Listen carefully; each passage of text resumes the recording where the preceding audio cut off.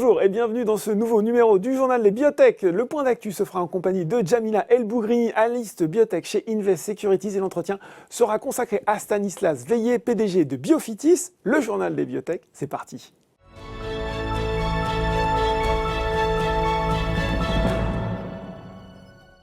Et j'ai le plaisir de retrouver pour ce point d'actualité Jamila El-Bougrini, analyste spécialiste des biotech chez Invest Securities. Bonjour Jamila. Bonjour Laurent. Alors, on avait envie de faire le point avec vous pour commencer sur les vaccins, mais pas n'importe lesquels, les vaccins sur lesquels sont en train de travailler nos biotech françaises. Je pense notamment à celles qui font l'actualité sur les derniers jours, Osée Immunotherapeutics et Valneva. Il y a une étude qui va commencer bientôt pour Osée. Il y a des premiers résultats positifs pour Valneva. Les cours ont un petit peu réagi. Et en même temps, on se dit, finalement, peut-être première chose, sur quelle technologie reposent ces vaccins? Parce qu'on a vu que maintenant c'était important. Et puis, une question qu'on amène une autre, est-ce qu'il n'est pas déjà un peu tard? Est-ce que ça vaut encore le coup, question peut-être qui peut sembler un peu cynique, de plancher sur des vaccins alors qu'on vaccine déjà à marche forcée un peu partout dans le monde? Alors effectivement, déjà pour commencer, comme vous le disiez, ce serait peut-être intéressant de revenir sur les technologies sous-jacentes. Alors pour ce qui est de Valneva, on est sur un virus inactivé. Donc, classique, c'est du classique ça. Ouais. Effectivement, ça fait partie des technologies qui sont, en tout cas des méthodes de vaccinologie qui sont relativement classiques. Donc là, ça consiste en fait à prendre le virus vivant et en fait de le rendre inactif, c'est-à-dire de tuer en fait le pouvoir infectieux du virus et d'utiliser comme façon pour vacciner en fait et faire en sorte que le système immunitaire de la personne réagisse au virus. Mmh. Alors que dans le cas d'Osée Immunotherapeutics, on est sur une technologie qui est un peu plus différente et qui effectivement sort du cadre du champ un peu plus conventionnel et classique, et on peut le mettre dans la catégorie des sous-unités. Et donc là, ça consiste en fait à identifier des épitopes. Donc, les épitopes, c'est des antigènes, en fait, c'est des motifs qui sont strictement spécifiques du virus, et de les injecter aux patients pour que le système immunitaire puisse réagir à ces motifs-là. Et donc, le jour où il est confronté au virus réel, en fait, il reconnaît ces motifs et du coup, le système immunitaire est capable de réagir et de lutter efficacement contre le virus. Bon, donc voilà pour les technologies. Est-ce qu'elles ont des avantages, notamment celle d'Osée? Je vous entends en parler. Effectivement, alors dans le cas de Valneva, comme il s'agit de prendre un virus inactivé, on est sur une technologie qui est relativement classique et ne se différencie pas forcément en termes de technologie de ce qui peut exister par ailleurs. Dans le cas d'Osée, l'atout majeur, en fait, c'est de pouvoir justement aller identifier, et c'est leur approche, en fait, le vaccin est constitué de 11 épitopes donc spécifique du virus, et un épitope supplémentaire qui, lui, a l'objectif en fait, de cibler les cellules T helper et donc de pouvoir booster un petit peu la réaction immunitaire. Et l'approche d'Osée Immunotherapeutics, ça a été de séquencer en fait, la totalité, ou en tout cas celle qui était disponible aujourd'hui, séquence des virus dans leurs différentes formes, donc c'est-à-dire le virus original et également les différents variants, et de pouvoir identifier en fait, dans ces séquences les séquences qui étaient les plus conservées et utiliser ces séquences-là pour fabriquer ce vaccin. Le but étant justement de pouvoir lutter efficacement contre toutes les formes de variants qui sont aujourd'hui en circulation, mais également des variants qui pourraient survenir demain si jamais il y avait d'autres mutations, justement, puisque l'approche était d'aller chercher ces zones qui semblaient en tout cas être moins sujettes aux mutations dans les différents variants. Donc l'idée en fait c'est vraiment d'avoir un vaccin dit universel, puisqu'il serait potentiellement, en tout cas c'est le pari d'Osée Immunotherapeutics, potentiellement efficace contre les différentes formes de coronavirus. Bon, alors ça, c'est un avantage intéressant. Et en même temps, je reviens à la question que je posais au début. Valneva parlait d'une demande d'autorisation de mise sur le marché à l'automne 2021, si tout va bien. Osée va commencer son essai. Dans le même temps, il y a un certain nombre de vaccins qui sont déjà sur le marché. Il y en a d'autres qui arrivent. Je pense qu'à la fin de l'année, il y en a sans doute 1 ou 2 ou 3 de plus. Est-ce que ça a encore un intérêt? On va le dire brutalement comme ça. Effectivement, la question est totalement légitime et la réponse est oui, puisqu'en fait, il y a différents facteurs qui vont dans ce sens-là. Le premier facteur, c'est qu'aujourd'hui, on est quand même confronté à un gros problème de pénurie avec les vaccins actuels. Alors, des pénuries qui sont dues à différentes choses, des retards de fabrication, des pénuries dans les matières premières, en tout cas pour fabriquer les vaccins. Donc aujourd'hui, les plans de vaccination, en tout cas à l'échelle globale, prennent un peu de retard par rapport aux objectifs initiaux. Donc ça veut dire qu'il y a quand même du potentiel. Deuxième facteur, c'est que dans la stratégie de la vaccination, il n'est pas question en fait d'un marché comme dans une indication classique. On parle de maladie, et donc effectivement l'idée c'est d'aller cibler les personnes malades. Là, on cible tout un chacun. Donc on parle vraiment de la population globale. Donc il y a encore beaucoup de place pour ces vaccins-là. Et le troisième facteur, c'est que effectivement, c'est la situation actuelle, comme on le voit avec l'émergence de nouveaux variants et le fait que certains des vaccins qui sont aujourd'hui relativement bien installés, notamment ceux qui sont développés à base de vecteurs viraux, donc je pense à des Johnson & Johnson et à des AstraZeneca, on se rend compte que on n'a pas encore forcément l'information pour les autres vaccins de façon formelle, mais on se rend compte que ces vaccins-là ne sont pas forcément efficaces contre les nouveaux variants, notamment le sud-africain qui semble montrer un petit peu de résistance à ces vaccins-là. Donc ça veut dire qu'il y a encore quand même une marge de manœuvre, et si les vaccins qui sont actuellement en développement et qui pourraient arriver à fin d'année, début d'année prochaine, justement capitaliser sur ce défaut-là des vaccins qui sont aujourd'hui disponibles pour pouvoir lutter efficacement contre les variants qui posent aujourd'hui problème et les variants qui pourraient survenir demain, là, il y a un réel enjeu, et ces vaccins-là ont évidemment toute leur place, et j'aurais même tendance à dire qu'on les attend avec impatience. Il y a peut-être l'idée aussi, Djamila, qu'il va falloir aussi se vacciner un peu comme pour la grippe, chaque année peut-être pour le Covid-19 ? Alors effectivement, c'est aussi une question qui n'est pas complètement élucidée aujourd'hui. Alors c'est la question qui revient avec certaines formes de vaccins, notamment les virus inactivés. On a tendance à dire que leur défaut, c'est qu'ils n'entraînent pas forcément une immunité dans le temps. C'est pas ce que disent tous les fabricants. Aux immunothérapéutiques, par exemple, puisqu'on parle des Françaises, elles avancent, en tout cas, lancent le pari que son vaccin pourrait justement induire une immunité, une immunité de long terme, quelque part. Effectivement, dans le long terme, c'est-à-dire que l'idée, c'est vraiment d'activer les cellules mémoire. Donc aujourd'hui, cette question n'est pas complètement élucidée, mais effectivement, s'il devait y avoir le besoin de se faire vacciner régulièrement avec des rappels annuels, là, effectivement, il y a encore tout un enjeu, et il y aurait effectivement la place pour différents vaccins. On espère qu'effectivement cette épidémie sera réglée à court terme, le plus tôt possible. Mais persiste quand même l'inquiétude et la crainte qui est grandissante que finalement ces vagues d'épidémie deviennent de plus en plus régulières, et que même si aujourd'hui on a le bon espoir de pouvoir sortir à moyen terme de cette épidémie actuelle, il n'est pas impossible que dans les prochaines années on soit confronté à d'autres formes de virus, et qu'on ait justement ce même genre de besoin de se préparer à ces nouvelles vagues. Oui.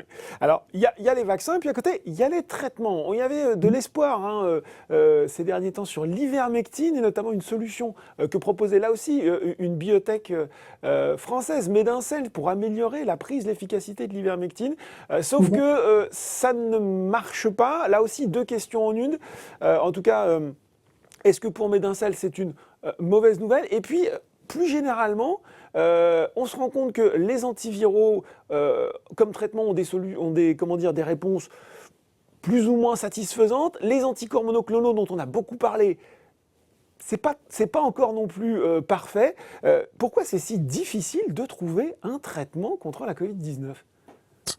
Alors, pour répondre au cas de l'ivermectine, effectivement, pour Medincell, ça questionne forcément sur le potentiel en fait, du programme qui est en développement aujourd'hui, puisque la plupart des autorités sanitaires, donc l'OMS compris, mais également l'EMA qui s'est prononcé le 22 mars, et plus récemment l'ANSM, donc l'autorité sanitaire en France, qui a également rejeté ce produit-là pour traiter de façon curative ou de façon préventive la Covid-19. Laisse supposer que même si la technologie de cœur de Medincell, qui consiste en fait à pouvoir administrer avec une délivrance prolongée, ce qui est évidemment un intérêt certain dans différents types d'indications, si le produit de base qui est l'ivermectine problème et ne fonctionne pas, effectivement il y a peu d'espoir que ce programme-là délivre quelque chose de positif. Néanmoins, ce que dit quand même la NSM, et je crois que là-dessus, c'est le même son de cloche pour l'OMS et pour l'EMA, ça n'est pas un non définitif. L'idée, c'est de dire qu'aujourd'hui, on n'a pas les données suffisantes pour pouvoir confirmer l'efficacité de ce produit-là, et que si à l'avenir des études avec des plus grandes cohortes et surtout dans un cadre protocolaire strict pouvaient démontrer une efficacité, ils reviendraient évidemment sur leur position et sur ce que l'ivermectine pourrait donner dans le traitement curatif ou préventif de la Covid. De façon plus globale, effectivement, c'est vrai que c'est une question qui revient régulièrement sur le fait qu'on n'ait pas de traitement efficace pour traiter la Covid.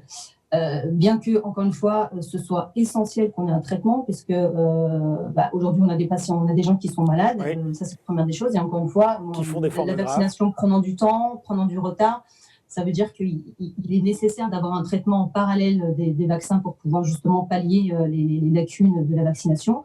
Et puis, encore une fois, il faut se projeter à plus long terme et pouvoir anticiper d'autres épidémies à venir et être prêt le cas échéant. Et l'explication de pourquoi aujourd'hui sur le segment traitement ça ne fonctionne pas bien, là je n'ai pas de réponse, si ce n'est que peut-être qu'on n'a pas encore compris d'un point de vue vraiment cellulaire et moléculaire comment fonctionnait en fait l'infection à proprement parler, c'est-à-dire que freiner la réplication virale, et c'est le but de la vaccinologie, c'est de pouvoir empêcher que le vaccin puisse vraiment devenir infectieux. Ça marche à tous les coups. Enfin, ça marche à tous les coups. On s'entend, c'est-à-dire que la stratégie de dire on stoppe le virus, elle est implacable. Une fois que le virus a induit ses effets et que la personne est malade, toute la cascade en fait de réactions qui se met en place, je pense que là-dessus, c'est pas encore très clair, et c'est ce qui fait qu'on peine à vraiment pouvoir contrecarrer justement les effets de ce virus. Maintenant, encore une fois, il y a des efforts qui sont encore déployés, qui sont absolument nécessaires, et ce qu'il faut aussi retenir comme explication de pourquoi les vaccins ont pris un peu le pas sur les traitements, c'est que très rapidement, même sur les gros programmes qui ont été déployés, notamment le Warp Speed aux États-Unis, qui avait pour vocation de financer toute la recherche contre la Covid, il était question à la fois de traitement et à la fois de vaccin, et finalement, très rapidement, ils ont décidé de mettre la priorité sur les vaccins, en gros. Et effectivement, les traitements ont reçu finalement très peu de subventions au regard des vaccins pour pouvoir justement accélérer la recherche sur le sujet et qu'on puisse vraiment identifier quelque chose de prometteur. Bon, écoutez, en tout cas, on va suivre nos petites biotech tricolores dans les programmes de vaccins, et puis on viendra faire le point avec vous sur leurs progrès qu'on espère dans les prochains mois. Merci beaucoup, Jamila. Avec grand plaisir, merci Laurent. Tout de suite, dans le journal des biotech, c'est l'interview.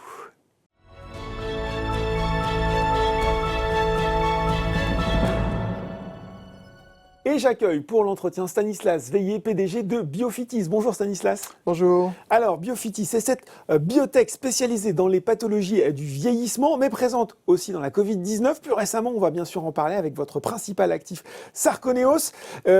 L'actualité de Biofitis, elle a été très fournie sur les derniers mois, Stanislas. On va peut-être commencer par cette introduction au Nasdaq, avait un premier essai avorté en 2019, c'est désormais chose faite, avec à la clé une levée de fonds d'un peu plus de 20 millions de dollars. Finalement, quel bilan vous dressez après, je crois, presque 2 mois de cotation sur le marché américain ? C'est effectivement un succès pour nous, pour nos partenaires, d'avoir réussi finalement cette introduction en bourse. Pour une société, on va dire, de taille moyenne, biotech française, en général... Toujours un peu un challenge. Voilà, c'est toujours un challenge. En général, on attend d'une introduction en bourse de lever plus de 100 millions de dollars et que la société soit capitalisée entre 500 et 1 milliard. C'est les standards américains. C'est les standards. Et effectivement, notre volonté était un peu différente. Notre volonté était d'être sur les 2 marchés pour pouvoir avoir accès à ces financements, non seulement européens sur Euronext, mais aussi au Nasdaq, évidemment, qui sont finalement très importants potentiellement, mais y avoir accès progressivement au fur et à mesure que les besoins se font sentir. Et ça pourrait être le cas à l'avenir pour Biofitis si la société se développe correctement et que, évidemment, ces produits délivre en clinique et arrive par exemple jusqu'à la commercialisation. Bon, pour vous, c'était une étape indispensable pour la suite. Oui, je pense, parce que en fait, l'Europe et les États-Unis sont deux marchés du médicament parmi les plus importants, sont deux marchés financiers. On ne développe pas des médicaments pour la France, pour l'Europe, mais au moins pour l'Europe et les États-Unis ensemble. Et je pense que c'est important de garder ça en tête, même s'il y a d'autres régions qui, évidemment, comme la Chine, sont intéressantes aussi. sont intéressantes et ont leur propre technologie, leur propre vaccin, leur propre traitement. Bien sûr. Il est important, je pense, pour réussir, que l'Europe et les États-Unis soient unis et donc que les biotech européennes puissent profiter de ce marché américain. Bon, il faut qu'on parle de cette étude COVA de phase 2-3 avec Sarconeos dans le traitement de l'insuffisance respiratoire chez les patients souffrant de la Covid-19. Déjà, vous allez peut-être nous dire un mot du rythme de recrutement, si vous êtes satisfait. Et puis, on avait cette question avec Jamila El-Bougrini, analyse biotech, en première partie, de se dire finalement, alors qu'on avance plutôt pas mal du côté de la vaccination, on n'a pas encore vraiment trouvé de traitement contre la Covid-19. Est-ce que vous avez une explication là-dessus, vous, Stanislas ? Alors, je pense que le vaccin est un produit de santé publique dans lequel les pouvoirs publics se sont vraiment investis, en particulier aux États-Unis. Ils ont financé le développement de ces vaccins à des hauteurs très importantes pour en fait trouver une solution à la crise économique. C'est finalement un traitement du confinement. C'est pour déconfiner les gens et déconfiner l'économie. Donc on traite d'ailleurs des personnes saines, non malades. Le vaccin, c'est quelque chose d'extrêmement différent, qui est tout à fait complémentaire de traitement de patients malades hospitalisés. Juste un petit chiffre, en France, 360 000 patients hospitalisés, c'est la cible des traitements. Il faut trouver des traitements pour ces patients hospitalisés qui sont à risque, et c'est notre cible. Vacciner 30-40 millions de Français, c'est quelque chose de complètement différent, qui n'a pas le même objectif. Donc, ce qu'on pense, c'est que cette pandémie, maintenant, et ce virus est partout dans le monde, et donc c'est sans doute maintenant une maladie endémique avec laquelle on va devoir vivre dans les prochaines années. Les vaccins sont une réponse, mais je pense, et nous pensons malheureusement, que nous allons continuer à avoir des personnes qui vont être malades et hospitalisées dans les prochaines années, et qu'il est absolument essentiel de traiter les quelques dizaines de milliers de patients en France qui, tous les ans, vont se retrouver à l'hôpital en raison du Covid, et les quelques centaines de milliers dans le monde qui auront besoin de traitement. C'est là où vous pensez que votre traitement peut faire la différence par rapport à... Là aussi, on en discutait, finalement, des antiviraux qui n'ont pas complètement prouvé leur efficacité. Idem pour les anticorps monoclonaux. C'est là où, finalement, Biofitis a une carte à jouer, selon vous ? Oui, parce que, en fait, ce qui a été démontré, et c'est vrai dans beaucoup de maladies virales respiratoires, c'est que l'antiviral est intéressant dans les premiers jours de l'infection, souvent quand on n'a pas forcément beaucoup de symptômes, on ne sait même pas qu'on est malade, et c'est à ce moment-là qu'il faut traiter avec des antiviraux, qu'ils soient du type remdesivir ou du type anticorps thérapeutiques monoclonaux, comme les traitements de Régénéron. Et par contre, les patients une fois que le virus est installé, une fois que l'insuffisance respiratoire est installée, c'est-à-dire que le patient est hospitalisé, finalement, c'est une autre maladie qui se déclenche. C'est une insuffisance respiratoire avec le risque de détresse respiratoire qui oblige finalement les médecins à hospitaliser les patients, puisqu'ils sont à risque de détresse respiratoire, et là, il faut donc un service de réanimation qui pourra prendre rapidement en charge les patients quand ils sont en détresse respiratoire. Aujourd'hui, le seul traitement pour ces patients-là, c'est l'oxygénothérapie, qui s'est largement généralisée, qui est de plus en plus utilisée, parce que c'est le traitement aujourd'hui le plus efficace pour finalement prendre en charge ces patients, beaucoup plus efficace qu'un antiviral, puisque à ce stade-là, pour d'ailleurs une grande partie de ces patients, on n'a pas forcément de charge virale extrêmement importante.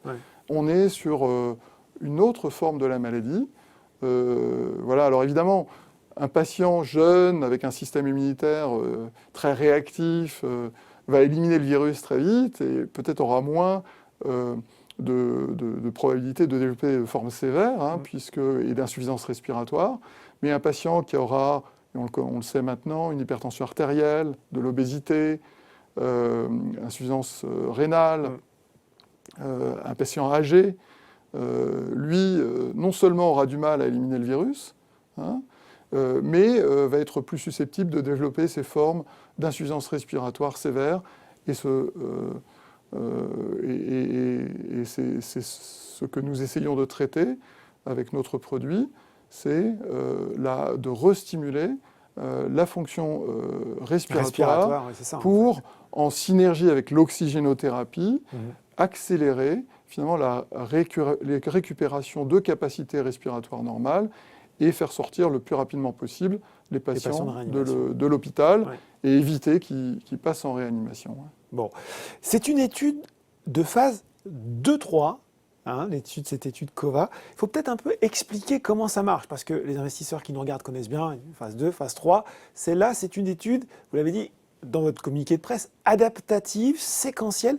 Est-ce que vous pouvez nous expliquer concrètement comment ça s'articule et puis finalement quelles sont les conséquences en termes de calendrier si tout se passe bien, ce qu'on a tous envie de savoir?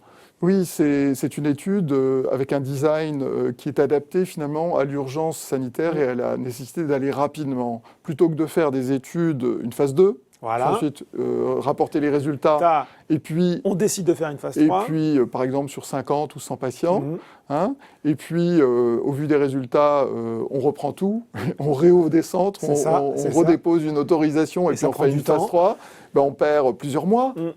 Et ce n'est pas à moi de vous rappeler l'urgence sanitaire qui reste là. On est de nouveau confinés en France, malgré les confinements précédents, malgré l'arrivée des vaccins. Donc sur cette on a essayé d'aller très vite dès le début. Et dès le début, quand on a pensé ce design, on s'est dit, on espère aller plus vite que ça encore, on va passer directement dans un design séquentiel adaptatif avec un comité indépendant qui est constitué d'experts, infectiologues, pneumologues, statisticiens internationaux, qui a les données de sécurité, d'efficacité, et va conduire, donc suit l'étude évidemment au long cours, ils se réunissent très régulièrement, mais en particulier se réunissent sur la base de résultats complets au bout de 50 patients et font une analyse intermédiaire. Donc celle-ci a été en grande partie réalisée déjà, puisque nous avons terminé le recrutement des 50 patients, je crois que c'était en janvier, et va conduire une deuxième analyse intérimaire à 155 patients. Voilà, sur les 310 patients que nous avons prévu de recruter dans cette phase 2-3. Donc, c'est assez, 310 patients? Alors, ça peut être réestimé, justement, puisque ces analyses intermédiaires permettent de réestimer le nombre final de patients pour que les résultats soient significatifs s'il y a une tendance d'efficacité du traitement par rapport au placebo. Je rappelle, c'est moitié traitement, moitié placebo. Donc, 50 patients, on est passé. Voilà, maintenant, c'est 150. On vient de faire un petit point sur le recrutement. Je crois qu'il y a 97 patients et 28 centres ouverts, d'après ce que j'avais dit. Voilà, donc ça, c'était il y a quelques jours. Quelques jours. Donc, évidemment, ça continue. On continue à essayer d'accélérer le recrutement, puisque dans l'ensemble de ces centres, on continue à ouvrir des centres. Donc, en France, en Belgique, aux États-Unis et au Brésil, les 4 pays où se déroule cette étude. Et ce qui est assez intéressant de noter, c'est que cette étude étant vraiment internationale, différents variants se sont développés au cours des derniers mois, qui ont des caractéristiques assez différentes de contagiosité, contournent plus ou moins le système immunitaire, comme le variant brésilien, ou sont plus contagieux, comme le variant anglais. qu'on connaît bien. Et donc, on aura des données d'efficacité, quels que soient finalement les variants. Si tout marche bien, c'est ce que je vous souhaite, ce qu'on vous souhaite au Journal des Biotech, quel pourrait être le timing finalement de cette étude? Eh bien, ce timing qui a été annoncé il y a quelques mois, en particulier lors de l'introduction au Nasdaq, pour proposer l'opportunité d'investissement aux investisseurs américains, eh bien, est toujours le même, c'est-à-dire que sur la base de résultats intérimaires que nous allons avoir donc, ce trimestre-là, donc sur les 155 patients, hein, on ne les a pas encore recrutés, mais on va les avoir recrutés dans les prochaines semaines. Il reste 15 jours en moyenne. Voilà, le temps de terminer l'analyse complète. Quelques semaines après le recrutement, les analyses peuvent être conduites par le DMC. Et si les résultats sont très bons, il est possible que le DMC, à ce moment, les partage avec les agences réglementaires. Ça a été à leur demande, hein, à la FDA, l'agence française. Et en même temps que nous continuons à recruter pour atteindre les 310 patients, hein, on pourrait imaginer donc déposer une demande d'autorisation en raison de l'urgence sanitaire aux États-Unis. En fait, Vous continuez. Oui, ça peut se faire en parallèle. C'est ce que, par exemple, c'est ce qui a été fait, par exemple, pour les vaccins. Hein, d'accord. Les études sur la vaccination se poursuivaient, mais les premiers résultats ont été communiqués sur 150 patients au début qui avaient développé la maladie. Et on s'est aperçu que les personnes vaccinées ne développaient pas ou très peu la maladie et que les personnes non vaccinées la développaient. Donc, on pourrait avoir des nouvelles cette année, hein, dans les prochains mois, sur la poursuite de cette étude et sur ce qui peut en découler. Oui, tout à fait. C'est l'objectif de la société, c'est de toujours, avec cette volonté d'apporter une solution à cette... c'est pas la seule solution, c'est une des solutions à cette pandémie qui, je pense, est beaucoup plus grave que ce qu'on pensait au départ. Et gêne tout le monde dans son activité quotidienne, et de plus en plus de gens ont des proches, quand même, qui... Sévèrement touchés, de plus en plus jeunes. Pour lesquels on n'a pas encore et pour lesquels il n'y a pas encore de traitement pour ces patients malheureusement hospitalisés. Et donc on va aller au bout de cette étude. J'espère sincèrement que les résultats vont être probants et que ce produit va devenir un traitement du Covid et que d'autres vont suivre aussi dans cette piste-là. Bon, il y a le Covid, mais à côté de ça, il y a la principale menée par Biovitis, SARA-INT, étude de phase 2 qui évalue sarcoïnose dans la sarcopénie. Vous annonciez en décembre dernier la sortie du dernier patient et des résultats qui devraient tomber au cours de ce trimestre. Décidément, quand je disais que l'actualité était chargée. Là aussi, si les résultats sont encourageants, quelles sont les prochaines étapes dans cette étude qui est la principale étude de Biovitis?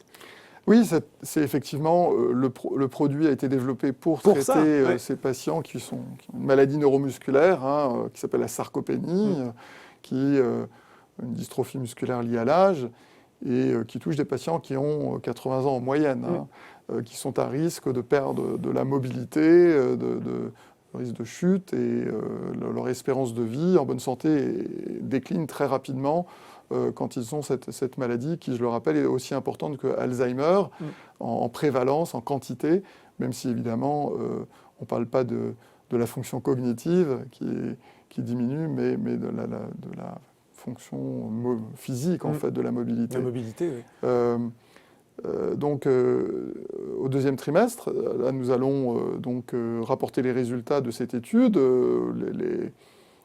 avec notre ICON, notre CRO, les équipes de Biovitis sont mobilisées pour rassembler l'ensemble des données de cette étude, hein, qui s'est déroulée dans 22 centres cliniques. Boucler la base de données, la fermer, hein, et ensuite faire les analyses statistiques et rapporter les résultats. Donc c'est incessant. C'est au deuxième trimestre. Ça va être pas de risque que ce soit rapporté au calendrier grec ou à plus tard. Ouais, non. Le rendez-vous est confirmé. Le rendez-vous est complètement confirmé, puisque c'est plus qu'une question, on va dire, 2 jours. 2 jours, non, 2 semaines. 2 semaines. 2 semaines, Ouais, 2 2 semaines. Non, 2 semaines. Ouais. C'est au cours du deuxième trimestre. Ça veut dire après, si les résultats sont encourageants, travailler sur le design de la phase 3, hein, c'est ça? Alors c'est déjà, effectivement... C'est déjà peut-être le cas. C'est déjà ce que l'on fait, puisque, évidemment, on anticipe des résultats. On n'a aucune information, hein, mais on anticipe des résultats et on a commencé à travailler sur ce design de phase 3. Qui serait la première étude jamais conduite dans cette indication en phase 3. Hein, c'est-à-dire pour ensuite commercialiser un produit dans cette indication. Je rappelle qu'il n'y a pas de traitement médicamenteux de la sarcopénie.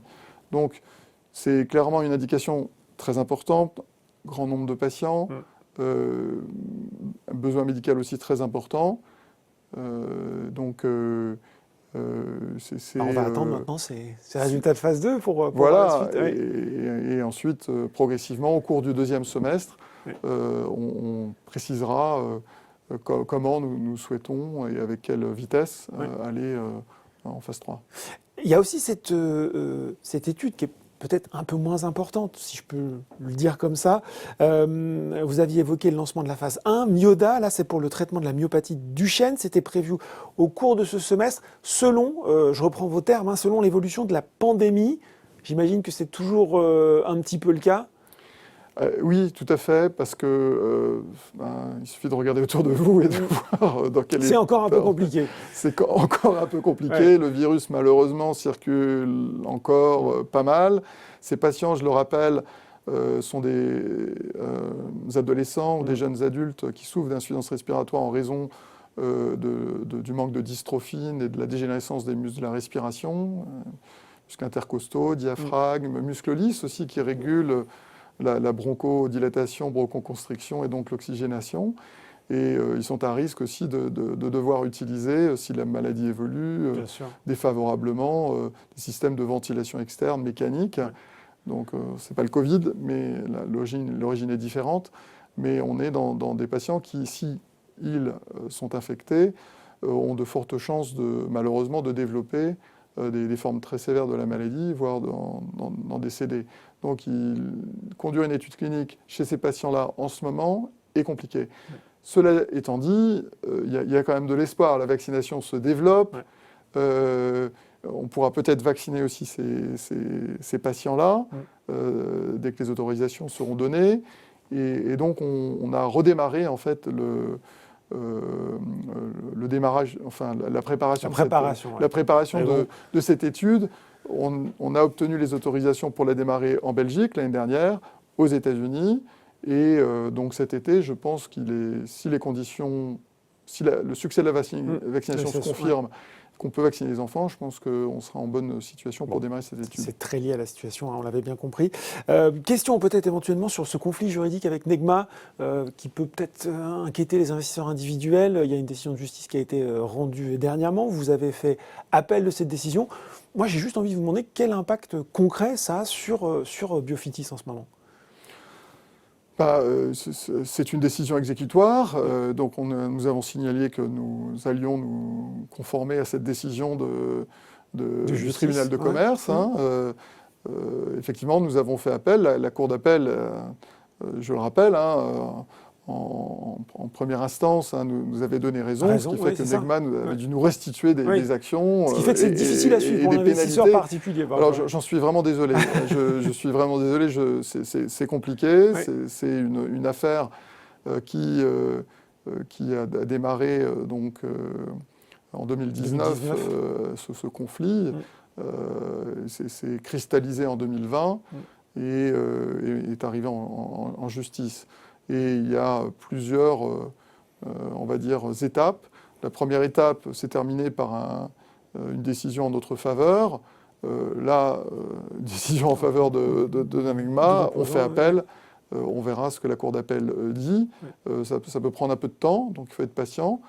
À court terme, il y a peu d'impact. On a dans une situation de cash qui nous permet de payer éventuellement les pénalités que le tribunal de commerce nous avait demandé de régler, et le nombre d'actions que nous devrions restituer est 7 millions, je crois, 7 millions sur 113 millions d'actions en circulation. Donc c'est une dilution relativement mineure.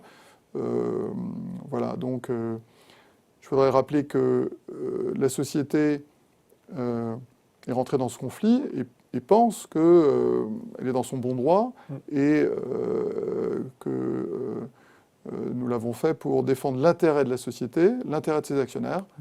Et on est donc dans cette bataille juridique qui va encore durer peut-être 1 an ou 2. Bon. Il faut faire aussi le point sur l'horizon financier de Biofitis, parce que je me dis, bon, il y a cette étude dans la Covid-19, il y a Sahraïn dans la sarcopénie. Finalement, si le succès est au rendez-vous dans les 2 indications, comment vous allez gérer ces 2 indications en parallèle sur le design de phase 3 dans un cas, la demande d'AMM dans l'autre? Comment vous allez imbriquer tout ça, puis surtout, quelle visibilité vous avez? C'est évidemment la perspective. Je pense que c'est la question du moment. C'est la perspective qui est absolument très excitante pour nous, au sein de tous les jours, dans notre travail. Je pense que un peu l'engagement presque moral qu'on avait pris l'an dernier quand on a décidé de démarrer cette étude dans le Covid-19 reste, on va dire, une préoccupation importante et principale de la société. Je pense qu'une biotech, une pharma en France, en Europe, aux États-Unis, avait le devoir de faire tout ce qu'elle pouvait pour essayer de trouver une solution à cette crise. C'est comme ça qu'on est parti. Et on avait un produit qui agissait sur le système hormonal qui régule la fonction respiratoire que le virus attaque. On ne pouvait pas le laisser dormir. Dormir, c'est pas possible. Mais vous pouvez gérer les 2 en parallèle, c'est ça la question. La bonne nouvelle qu'on pourrait avoir cette année, c'est une autorisation conditionnelle de mise sur le marché, comme je l'ai dit. C'est pas fait, c'est encore beaucoup de travail, mais si ça se réalisait, ça voudrait dire un autre travail qui est la commercialisation de ce produit, comment le distribuer, sans doute au travers d'accords de distribution, de partenariats, d'accords de licence, pour accélérer la mise à disposition de ce médicament, non seulement en France, en Europe, aux États-Unis, au Brésil, dans les pays dans lesquels les agences réglementaires connaissent ce produit, et on est en contact avec des cliniciens, des médecins référents hospitaliers qui, tous les jours, sont à la lutte pour traiter ces patients, et c'est pas simple. Donc ça serait notre priorité si, évidemment, nous avions de bons résultats dans cette étude clinique COVA. Dans la sarcopénie, Sarah, c'est une histoire un peu différente, puisque c'est une étude de phase 3, et on sait l'importance, le coût, la durée d'une étude de phase 3 dans une indication aussi importante. Donc c'est plusieurs années d'investissement pour développer cette étude. Et là aussi, je pense qu'un partenariat ou plusieurs partenariats régionaux sont sans doute une manière de poursuivre le développement de ce produit. Plusieurs biotech ont essayé de le faire. C'est pas forcément facile à faire. Ça va dépendre des résultats. Ça dépend des résultats, ça dépend des partenaires aussi. Bon, donc on a le top 10 des gros labos, internationaux, multinationaux, qui veulent tout. Mais il y a peut-être une centaine de laboratoires régionaux, au Japon, en Corée, en Europe, plusieurs, aux États-Unis, au Brésil.